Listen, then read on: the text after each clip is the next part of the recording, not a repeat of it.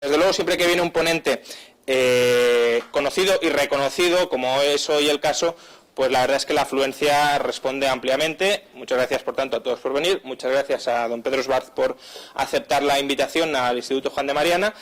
Yo creo que Pedro Esbarz no necesita muchas presentaciones, es uno de los liberales más pues conocidos y laureados del panorama español, liberales históricos, es decir, que no es una cosa que haya surgido en unos meses, sino que ya tiene una amplia trayectoria a sus espaldas y estamos muy contentos de que esté aquí, abusaremos de él en futuras ocasiones a buen seguro. Y bueno, ha venido a hablarnos de algo que ahora él os desarrollará, que son las monedas paralelas como alternativa frente al patrón monetario único que impone el euro y a los desajustes que impone y que genera el euro. Entonces, bueno, sin mucho más, le doy paso. Y recordad que al finalizar pues habrá turnos de preguntas, tanto para los que nos estáis siguiendo desde casa, como para los que estamos en este aula o en el aula de abajo. Y nada más, espero que tengamos un distendido coloquio y una muy interesante conferencia. Muchas gracias. Queridos amigos, porque hay muchos amigos de siempre y otros que quizás sean nuevos y alguno que saldrá huyendo después de la conferencia. Hoy quiero hablar de la situación del euro y posibles soluciones. Y la posible solución, en este caso que voy a defender, es el de la existencia de monedas paralelas. Es una solución que parece extraña, confusa, desordenada, pero la voy a defender como una de las posibilidades que hay. Dicho de otra manera, monedas paralelas quiere decir competencia entre monedas. Y la competencia entre monedas que existe ya en parte, puesto que todos nosotros podemos invertir nuestra pensión en dólares o en yenes, o donde sea que nuestro gestor de pensiones lo haga. Esa competencia existe, pero es una competencia en la que los bancos centrales forman un cártel. Son un oligopolio que bajan y suben los tipos de interés juntos e intentan evitar que la moneda nacional se revalúe porque la política monetaria del Banco Central Nacional se comporte bien. Entonces, en cuanto hay miedo a una revaluación porque los exportadores protestan, no se dan cuenta que eso se corrige con un paso de muy poco tiempo. En cuanto a ese miedo, entonces, los bancos se ponen de acuerdo en la misma política monetaria y eso es algo que nos ha pasado de los años 2001 a 2007 con los resultados que hemos visto. Por lo tanto, hay competencia, pero no la competencia entre monedas que yo voy a proponer y defender aquí. Lo primero, y voy a hacer esta conferencia en honor a quienes me escuchan, que tienen instinto y conocimientos de economía, la voy a hacer algo analítica, es decir, entrar en los detalles de funcionamiento del sistema monetario del euro y luego cómo funcionaba el patrón oro y luego cómo pueden funcionar las monedas paralelas. Por lo tanto, voy a hacerlo como si fuese yo un economista, es decir, con todo el detalle que pueda presentar. Primeramente, ¿por qué ha fallado el euro? Pues el euro en realidad en estos momentos está en una bifurcación de dos caminos. Uno es el euro clásico que se creó con el Tratado de Maastricht y luego el Pacto de Estabilidad y Crecimiento, suavizado en un momento y ahora otra vez endurecido, puesto que hay ahora un Pacto de Estabilidad y Crecimiento Plus, como lo llaman. Por un lado es ese camino, que es el camino que Jesús Huerta de Soto ha comparado con una especie de patrón oro y con la disciplina que el patrón oro implica y el dolor que implica cuando uno se sale de las reglas del patrón oro. Y la otra salida que se está discutiendo y que yo quizá me tema que sea la que pueda ganar es la de hacer del Banco Central Europeo una reserva federal, es decir, un banco al servicio del Estado. Tradicional de los bancos centrales era eso, era un banco al que se le había dado el privilegio del monopolio de emisión y ese banco se convertía en banquero del Estado. Vigilaba el tipo de cambio, prestaba al Estado dinero, no demasiado, pero en fin, todo lo que podía prestar, y luego también se cuidaba de cómo iba la economía, y cuando la economía decaía, pues aumentaba la cantidad de dinero, y cuando la economía se aumentaba demasiado deprisa, no reducía la cantidad de dinero, con lo cual se creaban unos desequilibrios tremendos. Entonces, esa es la bifurcación, esos son los dos caminos. El camino de vamos a hacer una Reserva Federal con una tesorería central, una vigilancia de los déficits de los distintos países, una disposición a prestar a los estados si están en dificultades y por lo tanto un manejo de la moneda para conseguir que la moneda esté al servicio del Estado y sus fines de crecimiento económico. Esa es la solución fácil que se está planteando. Y la otra solución, que es la dura, es hagamos una moneda sólida.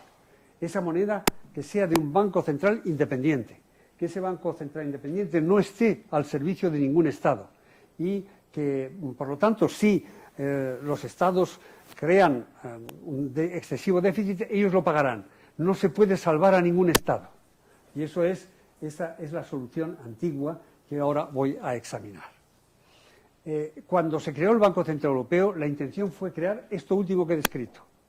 Era un banco que tenía que ser totalmente independiente, tenía prohibido prestar, sea a las instituciones de la Comunidad Europea, sea a los distintos estados, no podía prestar ni podía comprar deuda en origen. Todo esto está en el Tratado de Maastricht, está todo escrito. Vamos, el Tratado de Lisboa, puesto que es el que recogió luego estas cosas. Entonces, que no se pudiese prestar a ningún Estado ni comprar deuda pública en origen en el momento de la emisión. Todo lo demás, el Banco Central podía comprar deuda pública para política monetaria, porque una manera de aumentar la cantidad de dinero es que el banco compre la deuda pública que está en manos de los particulares, entonces les da dinero a cambio de deuda pública y viceversa. Cuando hay demasiado dinero, el Banco Central, que busca la estabilidad monetaria, vende deuda pública que tiene en su cartera y recoge dinero. Entonces, ese tipo de open market operation, de operaciones de mercado abierto, eran lo único que se le podía permitir, se le podía en los tratados permitir al Banco Central Europeo que hiciese. Además, estaba claramente establecido que no solo el Banco Central, sino todos los demás países miembros del euro, no pudieran salvar a ningún Estado. Lo dice taxativamente. No se puede, el Estado que se salga, que quiebre, estará igual que Nueva York, la ciudad de Nueva York o el Estado de California, o como está dentro de la Unión Monetaria Americana. Allí no había salvación, no se podía salvar, no había salvamento de un país que estuviese haciéndolo mal. Entonces, estas eran las normas que existían. Estas normas eran las de entrada en la moneda única, era que el déficit no podía pasar del 3%, el déficit público no podía pasar del 3% del PIB y que la deuda pública no podía pasar del 60% del PIB. Y estas normas, que eran para entrar, se extendieron antes de crear el euro, en el año 97, se extendieron a los países que ya estaban dentro o que ya iban a estar dentro, con el pacto de estabilidad y crecimiento. Entonces, no solo para entrar hacía falta cumplir estas condiciones, sino que las podían cumplir quienes estaban ya dentro del euro. Y esto era la disciplina de la que hemos hablado antes, puesto que en cuanto un país se pasara del 3%, que era el máximo, en realidad lo que te dice es que tiene que ser un cero, pero que podía ser más o menos y llegar al 3%, y un país que pasara del 60% de deuda pública, pues era multado por hacerlo así. Esta norma se suavizó cuando en el año 2005 tanto Francia como Alemania tuvieron un déficit extraordinario, Francia por política keynesiana de Mitterrand, Alemania por la unión de las dos Alemanias, entonces se suavizó, pero ahora se ha vuelto, ahora de nuevo se ha endurecido con lo que llaman el Pacto de Estabilidad y Crecimiento Plus. Entonces, otra vez, y se ha endurecido porque ahora hay un seguimiento por parte de la Comisión Europea de qué hacen los distintos países en cuanto a déficit público, paro, precios, inflación de precios, deuda pública, gasto público, etc. Se ha vuelto a poner más duro. Bueno, entonces, ese es el euro original.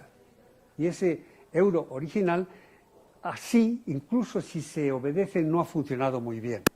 Y ahora voy a entrar en un segundo punto, que es por qué no ha funcionado muy bien el euro como se diseñó originalmente.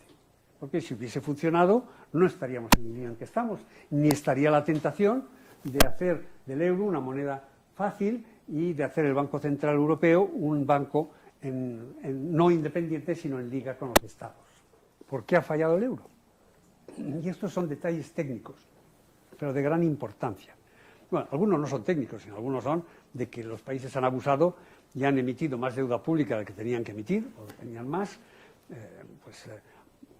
Ahora Italia está quizá en el 120% del PIB, nosotros estábamos muy por debajo, pero ahora nos vamos a pasar, vamos a llegar al 85% del PIB, muchos países están por encima de eso, y también los déficits, cuando vino la crisis, pasaron claramente de ese 3% del PIB, de equivalencia al 3% del PIB. Entonces, eso naturalmente era algo que en el sistema anterior se corregía con amonestaciones y luego con multas. Hay que decir que el poner una multa a alguien que ya tiene un déficit grande en una solución es como las sangrías, ¿no?, cuando la gente se estaba muriendo en el siglo XVII. Pero en fin, había multas y estaba ahí. Eso en sí no tenía por qué estropear la moneda. Estropear la moneda quiere decir que la gente empiece a apostar porque la moneda desaparezca y vuelvan las monedas nacionales. Y que la gente que esté vendiendo euros y comprando otras monedas para, como hizo Soros con la libra esterlina y el Deutsche Mark, para que llegado el momento en que el euro desapareciese, entonces, o que el euro cayera, entonces podrían otra vez comprar euros devaluados con los dólares o los yenes que tenían y ganar mucho dinero, que es lo que hizo Soros con la esterlina. Bueno, entonces, esas dos condiciones no se cumplieron demasiado bien, pero en sí eso no tenía por qué, si se hubieran obedecido, no tenía por qué haber estropeado el euro o dificultado la moneda. Otra dificultad que la gente no suele entender es que el Banco Central Europeo tiene la obligación de mantener el valor del euro. Esa es su única obligación, mantener el valor del euro. Y para hacerlo, decidió que el valor para saber si el euro perdía valor o no, había que mirar el índice de precios al consumo. Si el índice de precios al consumo armonizado, como se dice, que es el índice de precios medio de la Unión Europea, empezaba a caer, entonces el índice de precios al consumo empezaba a subir, eso quería decir que la moneda perdía valor de compra. Y por lo tanto, es el momento en el que el Banco Central tenía que entrar a aumentar los tipos de interés para intentar reducir la cantidad de dinero que giraba en la economía europea y así conseguir que otra vez la inflación empezase a caer. Esto parece de sentido común, claro, porque ¿qué quiere decir el valor del dinero? Parece, pues el valor de compra, el valor que tiene, la capacidad de compra que tiene de bienes y servicios. Pero lo malo de este índice, y esto tanto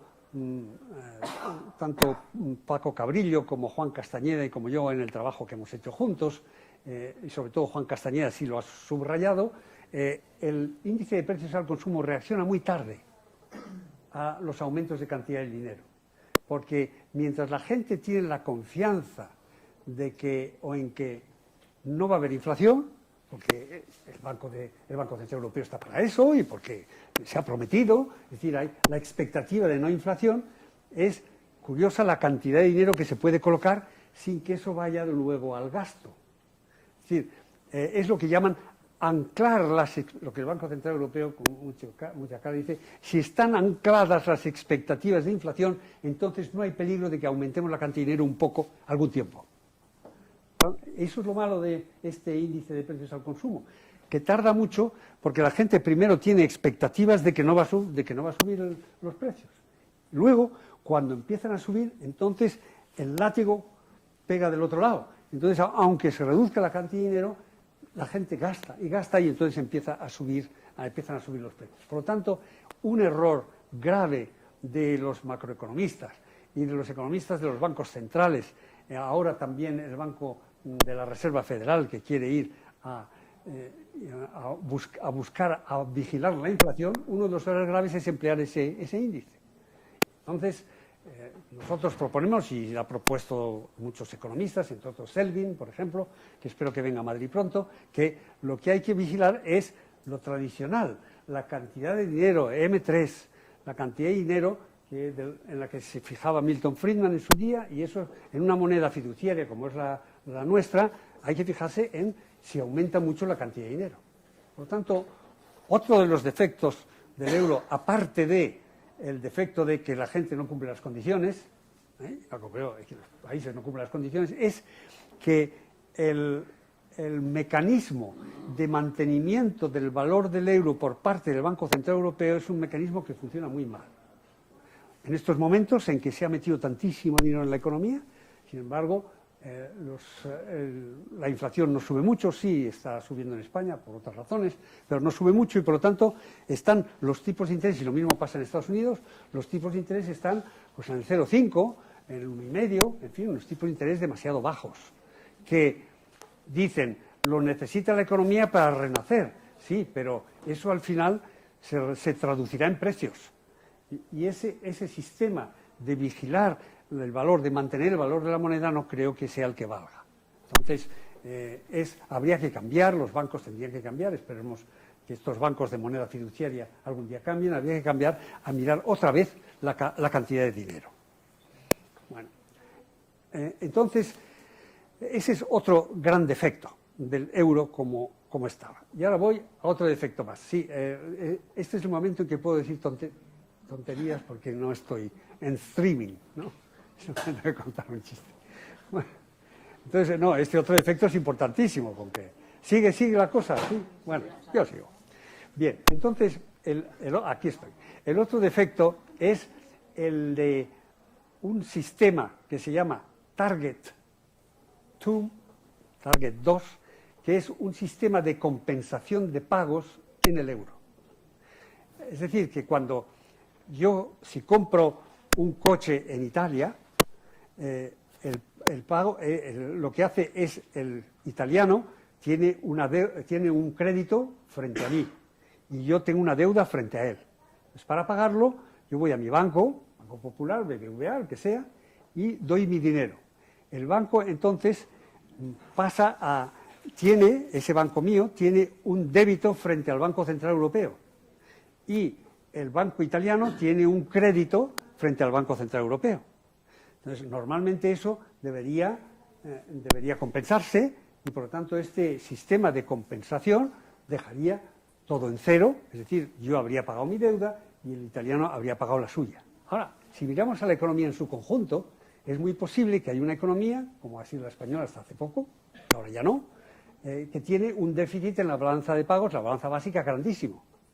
Entonces, ¿cómo financia ese déficit grandísimo? Es decir, ¿cómo consigue que el Banco Central Europeo siga pagando al productor de coches italiano sin que yo le pague? ¿Cómo se hace que el Banco italiano o en fin, la economía italiana que quizá tenga, o la economía alemana, que tenga un superávit en la balanza de pagos, esté dispuesta a mantener ese superávit durante tanto tiempo, aunque yo no exporte lo suficiente para cubrirlo? Entonces, ese es el sistema, un sistema por el cual se compensan los pagos sin que esos pagos ocurran realmente, ni siquiera a 3 meses.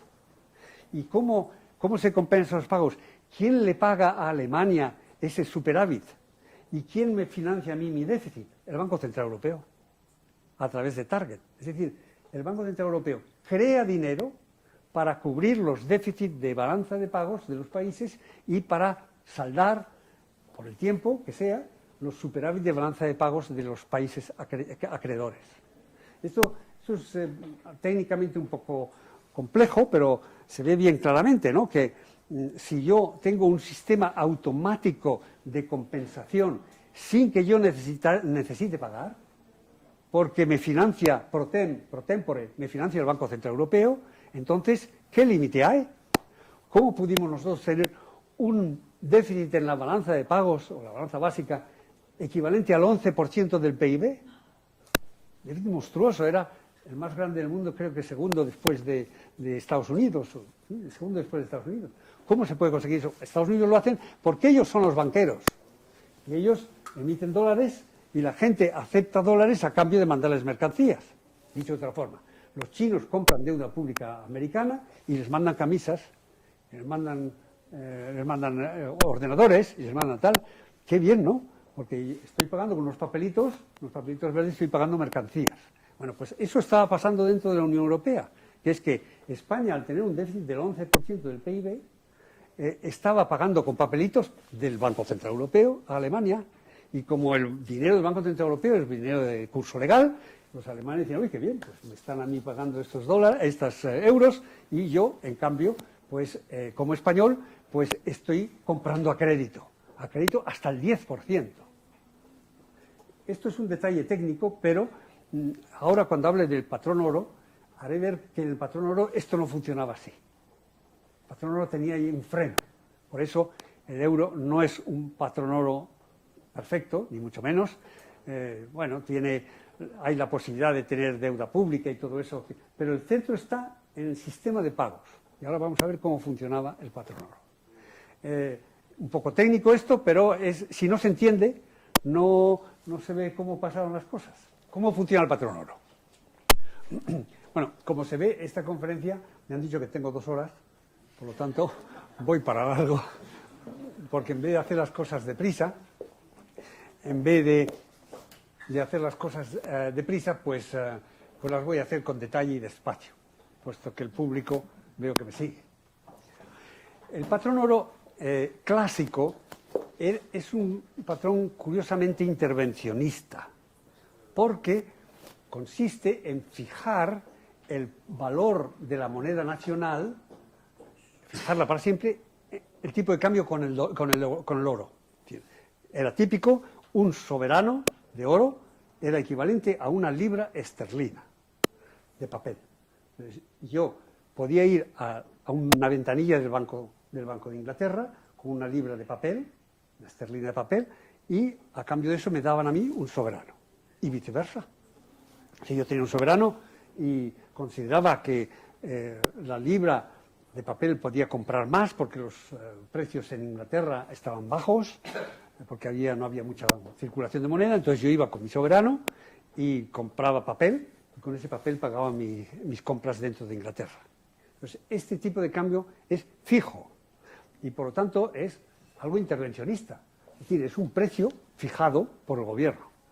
Claro, cuando mis amigos propensos o defensores del patrón oro clásico me dicen es que el patrón oro clásico es la mejor defensa de la libertad, lo es, de grandes terrenos y todo, pero ustedes están fijando un precio por decreto. Y eso, pues, quizás no sea muy acorde con nuestra filosofía. No les gusta que lo diga, ¿eh? En fin, lo dije. Entonces, ese patrón oro funcionaba de esta manera siguiente. Luego, si el Banco de Inglaterra notaba que iba disminuyendo su reserva de oro, entonces inmediatamente tomaba medidas para calmar la economía subiendo los tipos de interés. Para que la demanda de importaciones, que es la que se pagaba con oro fuera, esa demanda de importaciones empezara a bajar, incluso empezara a exportarse más, y al exportarse los extranjeros nos pagaban con oro y la reserva de oro del Banco de Inglaterra se recomponía. Entonces, el Banco de Inglaterra tenía la obligación de mantener bastante estable la reserva de oro del país, porque todos los bancos tenían concentrado en el Banco de Inglaterra su reserva de oro. Y luego, la moneda de papel, que es la que circulaba en Inglaterra, pues se consideraba que estaba fija en valor de oro y, por lo tanto, pues la gente no pedía así monedas más que si iba a hacer turismo al continente, caso de que el tiempo permitiese atravesar el Canal de la Mancha y los periódicos no dijeran el continente aislado por las tormentas, como recuerdan. Entonces, ese sistema automático de contención de la economía o ánimo a la economía cuando Target 2 nos indicaba que yo tenía demasiados créditos, si Alemania estuviese en el patrón oro clásico, entonces habría dicho, no, ustedes me tienen que pagar, yo tengo demasiados euros, demasiado oro, tengo demasiados euros, y yo no quiero tener tantos euros. Se haga el favor de no pagarme el Banco Central Europeo, no me pague usted con euros, sino España pague con mercancías, por así decirlo, ¿no? Pague con mercancías. Entonces, el sistema Target 2 es un sistema que hace que el euro no sea como el patrón oro, porque no hay un mecanismo automático para reconducir la economía cuando ésta está importando demasiado o para reanimar la economía cuando ésta reanimar la economía cuando ésta está importando, reducir la economía cuando ésta está importando demasiado o reanimar la economía cuando está exportando demasiado y aumentando su reserva. Entonces, el patrón oro tenía ese elemento de automatismo que no tiene y no ha tenido el euro, porque con esta historia y con dejar que los países tengan un 11, un 12% de déficit exterior y tal, pues se ve que el Banco Central Europeo estaba creando demasiado dinero. Y tenía los tipos de interés demasiado bajos, cosa que con el Banco de Inglaterra en su día no habría ocurrido, porque ellos tenían la regla esa fija de no quedarse sin oro, porque si se quedaban sin oro, hubo alguna ocasión en la que casi se quedaron sin oro. Con la crisis Baring de 1881, causada por una quiebra en Argentina, ¿cómo no? Ahí los argentinos decidieron que no pagaban sus deudas y entonces la banca Baring, que se había lanzado a prestar a Argentina, pues estuvo a punto de quebrar. Entonces, en ese momento hubo una carrera contra la libra esterlina y la gente fue a sacar oro y tuvo el Banco de Inglaterra que pedir oro al Banco del Imperio Alemán y al Banco francés para cubrirse durante el tiempo en que había esa corrida al banco y luego ya se recompuso la situación. Bueno, entonces, ese es el patrón oro clásico. Entonces, ahora volvamos un momento al euro. ¿Qué le pasa al euro para no funcionar bien? Para no funcionar como muchos de nosotros querríamos, yo quiero algo más, pero en fin, al menos querríamos que se comportase como si hubiera patrón oro, es decir, con la disciplina que eso supone. ¿Por qué no? Pues porque en tiempos del patrón oro de inglés los precios eran flexibles, los salarios eran flexibles y como esto era así, el paro duraba poco, las crisis duraban poco. Había crisis, pero duraban poco. En cambio, con el sistema del euro se quiere tener un sistema con disciplina pero flexible y con miedo a que aumente el paro. Luego al final ya vemos lo que pasa. Cuando funciona mal resulta que el paro es mucho mayor. Pero en fin, con miedo a que aumente el paro, con miedo a que la economía no crezca, porque si no se ganan las próximas elecciones. Entonces esa suavidad, esa indulgencia del Banco Central Europeo, ayudada por el sistema de compensación de pagos Target 2, esa indulgencia es la que hace que el euro no funcione como un patrón oro. ¿Por qué no se consiguió volver a implantar el patrón oro en los años 20, 1920 y seguido, y hubo que abandonarlo primero los ingleses, luego los americanos, etcétera? Pues porque la situación social, las condiciones sociales de inflexibilidad de salarios, inflexibilidad de precios, gran cantidad de monopolios, hacían imposible, hacían que en vez de restablecer el equilibrio a través de los precios, bajando precios y salarios, se restablecía el equilibrio bajando la producción y bajando el empleo. Y eso, cuando el país estaba sindicalizado, pues resultaba poco menos que imposible. Es decir, el tipo de sociedad que tenemos ahora, que es una sociedad sindicalizada, con precios públicos marcados, con dificultad de cambiar los precios, como ocurre con las tasas universitarias, como ocurre con los precios del metro, en fin, incluso hay precios que son gratuitos, como son los de parte de la educación y los de la salud pública. Todo eso, un sistema así, tan rígido, hace mucho más dolorosa la adecuación, la reestructuración cuando el país se ha pasado en sus gastos. Entonces esa es la comparación entre el euro y el patrón oro. Aún me queda mucho,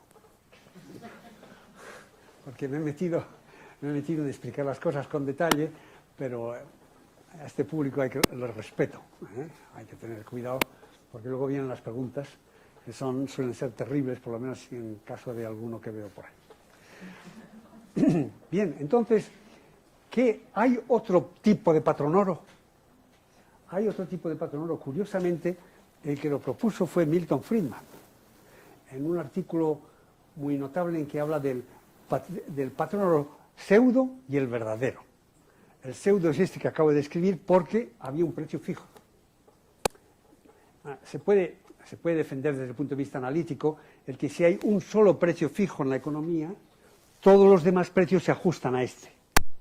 Pero en una economía, como hemos visto, en que los precios son poco flexibles, eso no ocurre. Pero, en fin, él propuso un precio en el cual hubiese monedas nacionales y también monedas o billetes de recibo de oro, que hubiese algunos bancos que recibiesen en depósito oro y que esos pagarés de oro circulasen como moneda en paralelo con el dólar. Y eso ocurrió en Estados Unidos. Después de la Guerra de Secesión, corrían los greenbacks, que se llamaban, porque eran de color verde, como son ahora los dólares todavía, de color verde, y también corrían los pagarés de depósitos de oro. Y el tipo de cambio entre unos y otros era flexible. Si había demasiado greenback, entonces el oro se revaluaba, y si en cambio desaparecían los greenbacks o se depositaban, la gente no los usaba, entonces el oro caía. Y esa flexibilidad hacía que todo el mundo supiera cómo iba de bien o de mal el greenback. No tenía más que mirar las cotizaciones del oro en el periódico. Y eso ocurrió en otros casos también. En Escocia, en los años que van hasta 1840, que hubo libertad de emisión de dinero. En España hubo free banking de 1856 a 1868. Y en el siglo XVII, cuando Felipe III y Felipe IV emitieron moneda de vellón, que se llamaba, que era moneda que decía que tenía plata, pues no tenía más que cobre. Entonces la gente, había un mercado negro con un agio de la plata, que subía o bajaba, lo que se pagaba por la plata, preferible al vellón, porque había demasiado vellón o demasiado poco. Entonces la idea de monedas paralelas no es tan rara, ha ocurrido, no solo hoy en los países en los que la moneda nacional es una gran porquería y no funciona, sino también en otros países en los que puede ocurrir que la política del Banco Emisor Nacional no sea tan mala. Entonces, para entender nuestra propuesta, digo nuestra porque tanto Cabrillo como Castañeda están de acuerdo conmigo, nuestra propuesta de monedas paralelas, hay que entender la diferencia entre el patrón oro clásico y el patrón oro que llama verdadero o patrón oro flexible, en el que el tipo de cambio es flexible. No solo eso, sino que ambos, los pagarés en oro y los greenbacks, son utilizables para las deudas, son de curso legal. Bueno, que no hay curso legal. No hay curso legal y la gente acepta el dinero según le convenga. Pues yo le hago a usted un alquiler en Buenos Aires por tantos dólares al mes. Si los dólares no pueden circular, sí, pero yo miro el tipo de cambio. Entonces usted me da más pesos o menos pesos según y ahí no, está prohibido usar el dólar, pero se puede usar como moneda medida de valor, ¿no? Entonces, lo que hemos hecho hasta ahora es ver por qué ha fallado el euro, que es por desobediencia de dos reglas, la del déficit y la de la deuda pública, y también porque hay un sistema de compensación que hacía que aumentase demasiado el dinero. Y ¿sería mejor tener un patrón oro o tener un euro sin estos defectos? Sin duda. Mejor en el sentido de que, aunque fuera doloroso, sin embargo, con el paso del tiempo, la economía se iría ajustando a una moneda de valor estable y entonces lo que cambiarían serían los precios y los salarios de la gente según tuviesen la fortuna microeconómica de ganar mucho dinero o de vender por ejemplo, yo hoy estudié en una conferencia gratuita y por lo tanto pues se ve que no vale para nada. En cambio, si ustedes pagaran a la salida, yo pasase la gorra para que me pusiesen, diría, hombre, pues esto indica que yo pues estoy dando una buena conferencia. Bueno, no solo por eso, sino también por la atención con la que me están escuchando. Entonces, la posibilidad de tener dos monedas, aunque solo sea una como medida del valor, pero también puede circular físicamente, es algo que ha existido, existe, y habría que ver ahora, discutiremos ahora, qué ventajas podría tener este sistema. Antes de hacer la propuesta, tengo que aludir a la situación griega, que es la que ha planteado con más agudeza el problema del euro por un exceso de deuda de una economía que no es capaz de reducir su gasto y de volver a un equilibrio. Y cuando Grecia empezó a ser dudosa, entonces ocurrió la quiebra de Islandia porque habían prestado demasiado, y luego los bancos irlandeses, el gobierno irlandés garantizó los depósitos de los bancos irlandeses y se encontró con que no tenía suficiente dinero para garantizarlos, y luego le ocurrió a Portugal, y luego pues nos está ocurriendo más o menos a Italia y a España.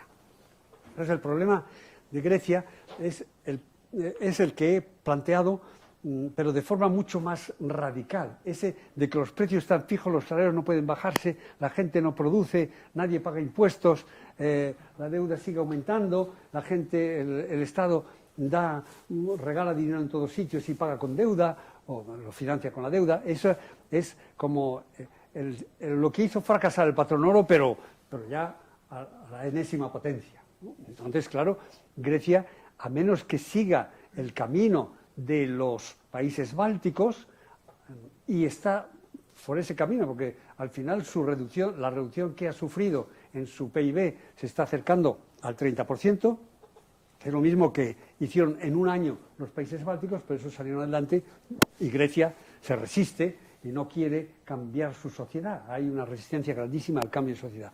No es fácil, no es fácil, porque consiste en que no cobren la pensión los difuntos, en que los profesores no estén trabajando en 3 sitios y no ir a ninguno, en fin, todo eso que sabemos que se hacía en Grecia, ¿no? Y la resistencia terrible a cualquier recorte de salario y todo eso. Entonces, en Grecia la política ha sido de evitar a toda costa que Grecia tuviese que salirse del euro.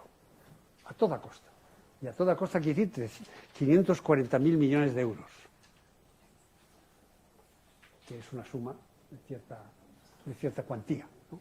Entonces, y se le da otro tramo cuando prometen recortar otra cantidad y al final no pueden o no lo hacen y no cobran los impuestos.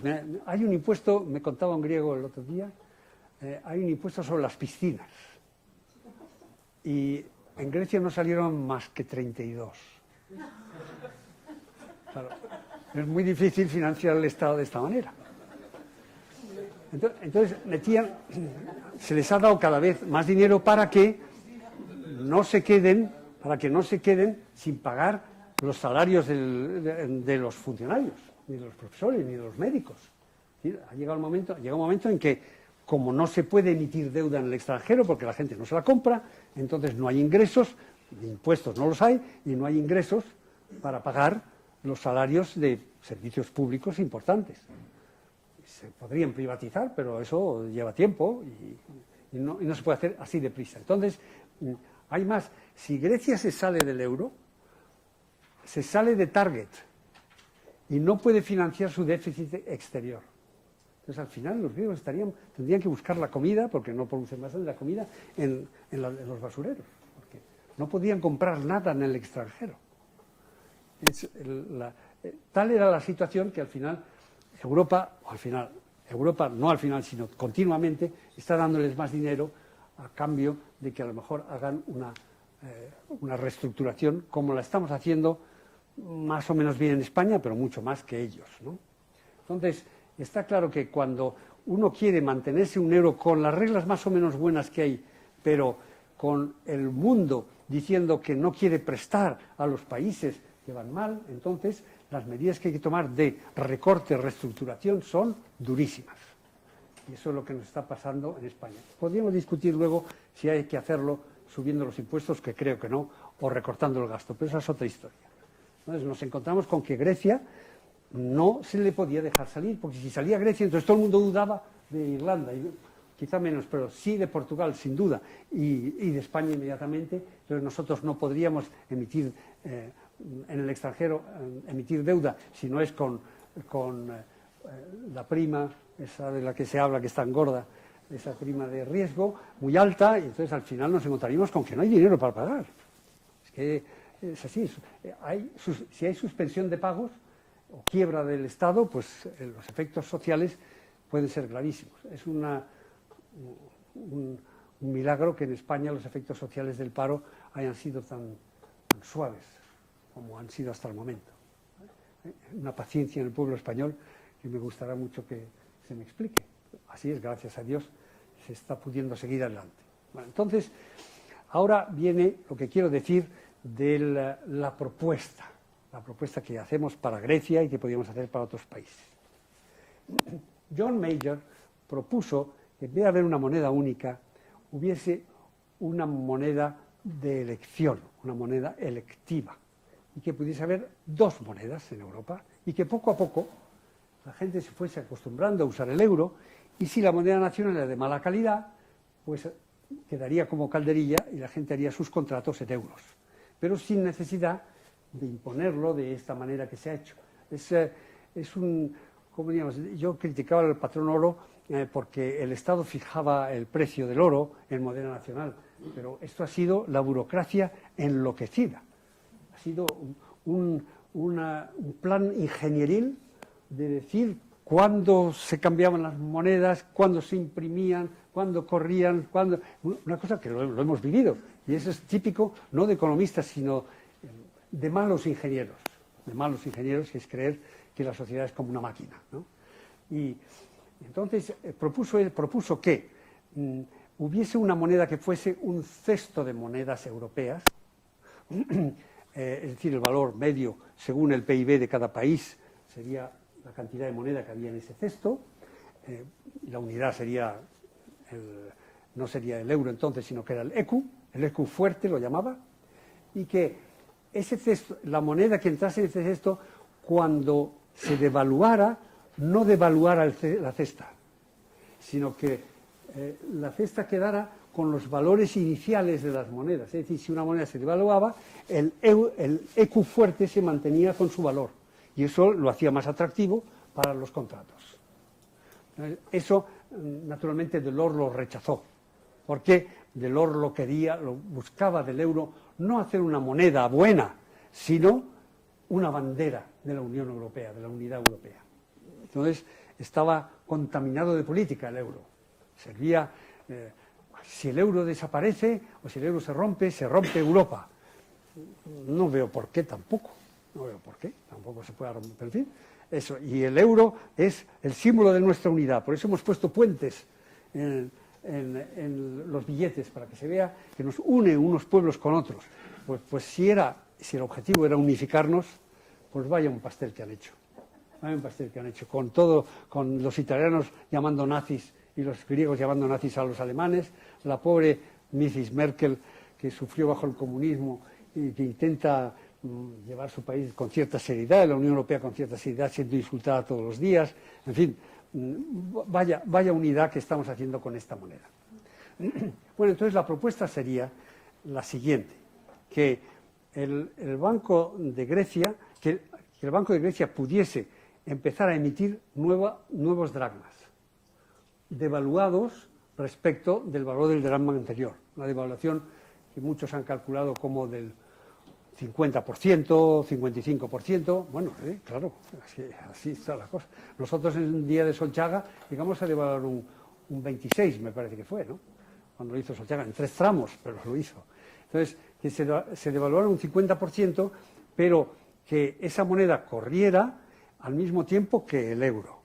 Entonces, para hacer esto es necesario que no haya una carrera de salida de depósitos, que la gente que tiene depósitos en euros no vaya a sacarlos a toda prisa, para que no se los conviertan en dracmas. Los economistas dicen eso no se puede hacer más que en una noche y poniendo policías en la frontera para que la gente no salga con euros y sin avisar a nadie de que se va a hacer. Bueno, no digo nada, como lo sabe la gente que se va a hacer. Pero entonces, en vez de eso, sería necesario garantizar los depósitos en euros. Que la Unión Europea garantizase los depósitos en euros. Castañeda, Cabrillo y yo hemos calculado que esa garantía estuviese del orden de 150.000 a 300.000 millones de euros. El gasto que hasta ahora se ha hecho, por no hacerlo a tiempo, para salvar a Grecia, está en 540.000 millones de euros. Yo creo que si hubiese hecho a tiempo, nos hubiese ahorrado mucho, mucho dinero. Entonces, los problemas que se plantean son que las personas que han contratado hipotecas en euros fuera, se encuentran con una deuda que no pueden soportar. Y los bancos que tenían préstamos hechos en euros a la gente de su país, se encuentran que ahora están en dracmas y que valen un 50% menos. Entonces ahí hay que tomar o bien medidas de subvención o bien pues hay que llamar a los gestores de la quiebra y ver en qué se quedan los distintos créditos, las distintas deudas y ver cómo ocurre, como ha ocurrido en muchos países que van al Club de París y al Club de Londres a decir no podemos pagar toda la deuda y lleguemos a un acuerdo de cuánto tenemos que pagar de todo esto que debemos.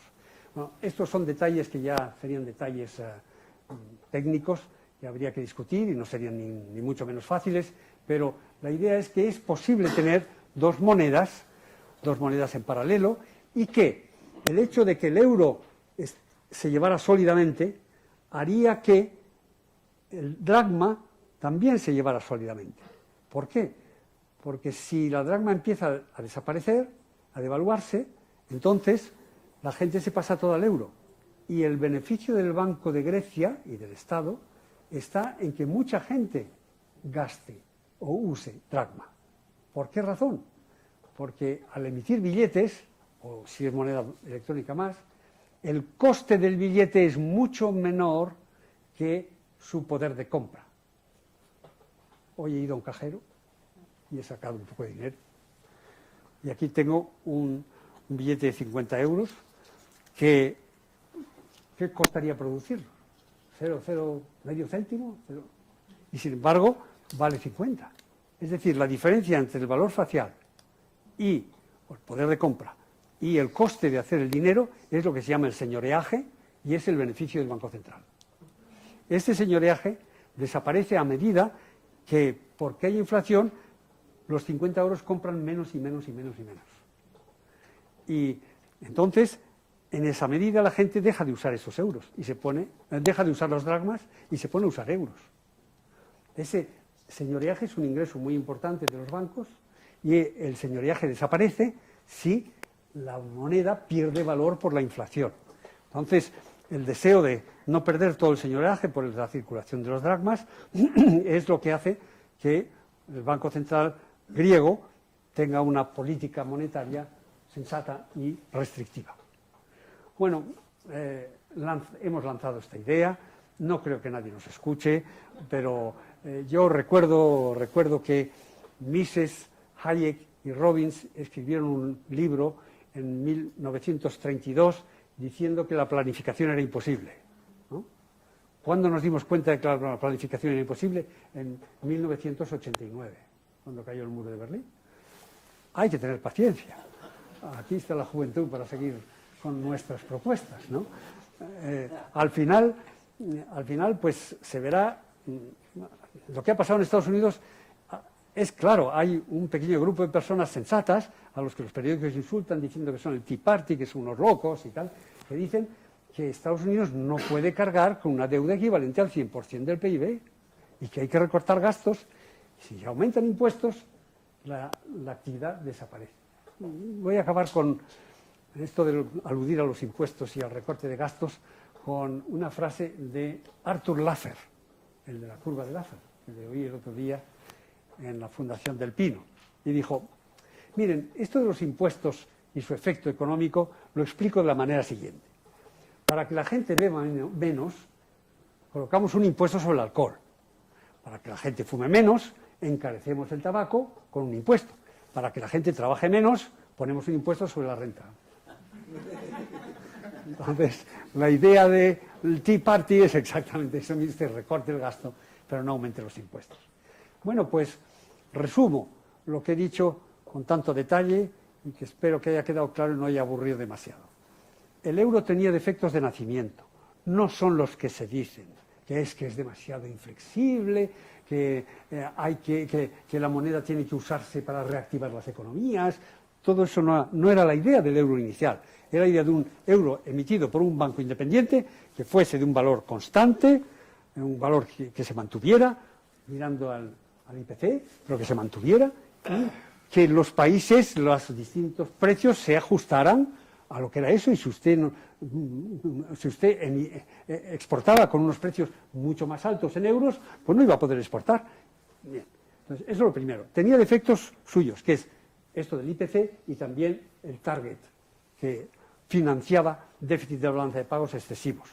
Pero la idea que hay ahora es la de hacer una moneda al estilo del dólar, que es una moneda que puede sobrevivir así, porque el dólar es todavía banquero del mundo, pero que está perdiendo valor.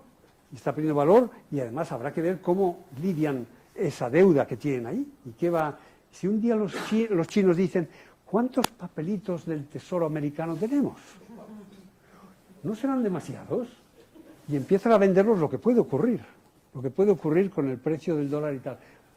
Ahí hay un acuerdo de duopolio, ¿no?, de los chinos y de los americanos, diciendo, bueno, yo le sigo comprando a usted bonos del Tesoro, pero no proteste demasiado con la falta de libertad en mi país y con todas esas cosas, ¿no? Entonces ahí hay una especie de acuerdo, pero un día pueden decir que no se fían. Podría ocurrir. Entonces, ese es el tipo de moneda que quieren hacer. Y del Banco Central Europeo, una reserva federal. Y entonces, los que estamos aquí, y los del Tea Party tan simpáticos, y otros que son liberales antiguos, yo creo que debemos resistirnos con uñas y dientes a la idea de tener una moneda que se devalúa para intentar reanimar la economía. Bueno, pues muchas gracias.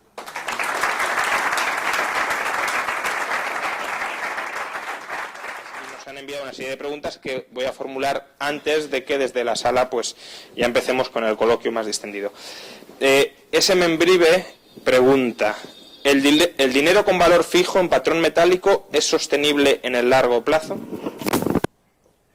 Si el dinero tiene un tipo de cambio fijo con, pongamos, el oro, eso tiene ciertas dificultades. Y tiene dificultades de que la producción de oro no aumenta y entonces la cantidad de dinero en el mundo irá bajando, y eso quiere decir que tiene que haber un bajo del nivel de precios de todo el mundo. Esto ocurrió de 1870 a 1890.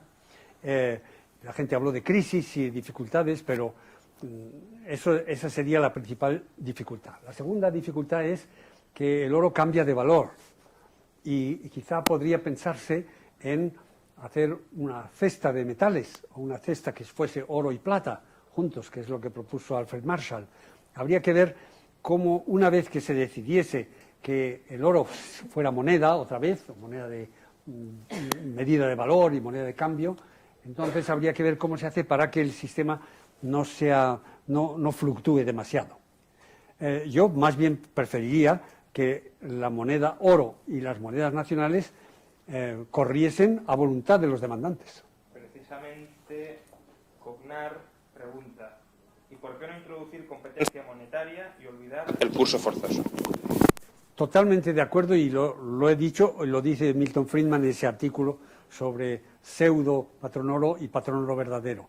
Naturalmente que la obligación de utilizar una moneda para pagar las deudas, que es el curso legal, es algo que debería desaparecer.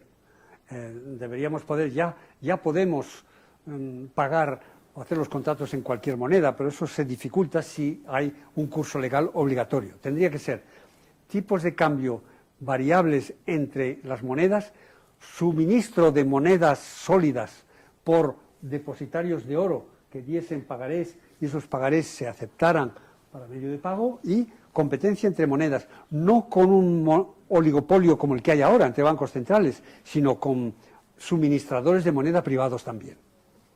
También José Luis Ricón, habitual de esta casa, pregunta: ¿cómo vería una solución basada en la banca libre y dinero desnacionalizado? Muy parecida. Bueno, estoy diciendo algo así. La banca libre es algo que hay que estudiar porque ha sido calumniada, ¿no? En los Estados Unidos no funcionó bien por las restricciones legales, pero al decir que tiene que haber bancos de emisión privados, que es lo que hablamos de banca libre, y que deberían haber un mercado entre los distintos tipos de billetes o de monedas, pues estoy defendiendo este sistema.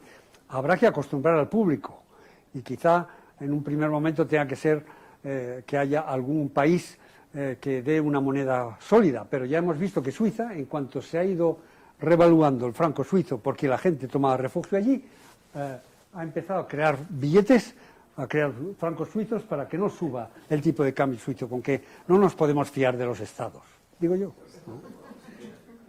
Y ya para terminar las de Internet, ahora abriremos paso a las del público. Marcos Jiménez pregunta: ¿qué factores condicionan en la actualidad, es decir, con divisa fiduciaria inconvertible, la cotización del oro? La mayor parte de los tenedores de oro son bancos centrales. Y por lo tanto, no hay un mercado fluido, porque siempre hay el temor de que los bancos centrales empiecen a vender el oro que tienen, que por cierto lo hicieron en tiempos pasados hasta que ha empezado a subir el oro otra vez. Por lo tanto, hay unos pocos grandes depositarios de oro, lo que hace que el mercado esté en cierto modo sesgado. Pero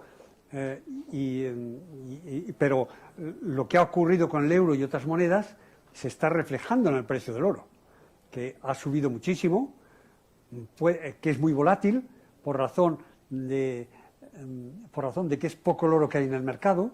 Es como las acciones de una empresa que tiene muy poco en la bolsa. Entonces los precios son muy volátiles. Y eso pasa con el oro, que el precio es muy volátil por ser pequeño el que circula comparado con el que hay aparcado en los bancos.